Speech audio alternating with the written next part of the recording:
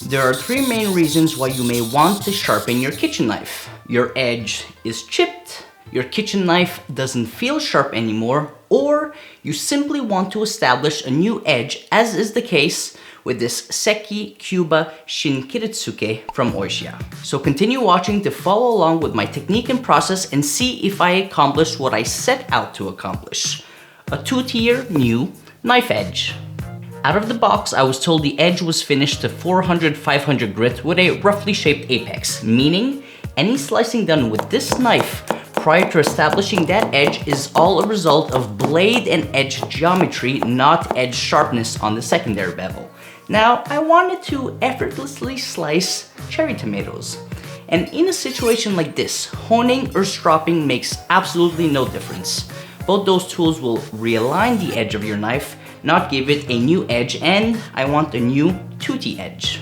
So, time to hand sharpen this beauty and give it a 1K grit finish so that I can have more bite for my beloved sweet, sweet cherry tomatoes. Because there are no visible chips on the edge of this blade, it isn't necessary for me to start my stone progression on a low grit stone. No repairs are needed, simply a new edge. So I am jumping straight to my favorite 1K whetstone, the Shapton Glass 1000, which is a splash and go. No pre-soaking required. Get into the habit of flattening your whetstones. This ensures you get the most out of it by having a pristine, flat surface, which will give you consistent results so long as you are consistent as well. Speaking of consistent, once the stone is flattened, the first step is determining the angle at which you will sharpen your knife. For this, simply place the knife blade flat on the stone and apply pressure just at the edge. This will lift the blade from the spine. That angle is the current secondary bevel angle at which your knife was sharpened. From there, I always say, just lift it a touch more so that you make sure you don't scratch the face of the blade if your angle were to change while sharpening. Though most Japanese kitchen knives have edge angles of anywhere from 9 to 16 degrees, I find it most suitable to do this method as it is quick and gives you the most accurate information on your current edge angle for your specific knife, as opposed to just applying a general rule. Now, memorize that angle, as that is the angle you'll be mimicking while sharpening the whole time. Hold the knife with your index finger on the spine for maximum control. Everyone has their technique, but this works best for me. Keep the elbows tucked in for maximum stability and the blade at a 45-degree angle. I like to apply pressure on the stone on my edge trailing as opposed to edge leading strokes. All this means is I'm actually pressing down on the stone when I move the blade towards the spine and not the edge. I also like to work in small sections at a time for consistency of pressure and count my strokes in my head.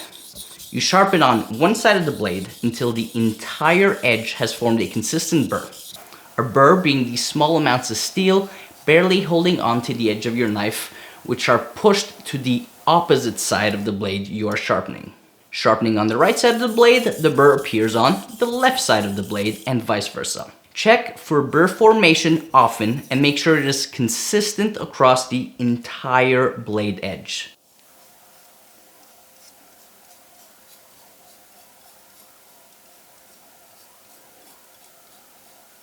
Once you've gotten to that point, it is time to turn the blade over.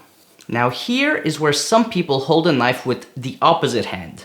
I used to do that, but like when I food prep, I really enjoy keeping one hand always clean. So I've been learning to just flip the technique in my brain as well as in my hand so that I can sharpen in the same style as the right side of the blade. Same principle as the right side of the blade at a roughly 45-degree angle to the stone, applying pressure on the edge trailing stroke and sharpening until a burr of the same size is raised across the entire blade edge of your knife. Now it is time for burr removal, one of the most important steps of hand sharpening.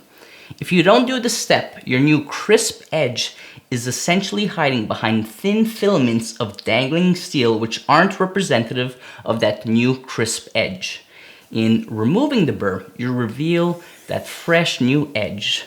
With light strokes on something like a leather strop, Same principle as on the whetstone, edge trailing strokes to remove the burr. Now let's test it on paper to make sure it sounds clean and the edge has been deburred properly.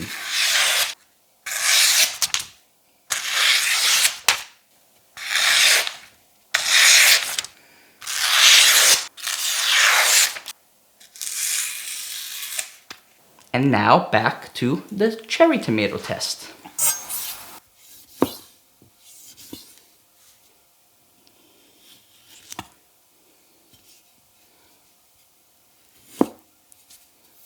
That is how you put a new edge on your Japanese kitchen knife using a whetstone. Thanks for watching, and I'll see you all in the next one.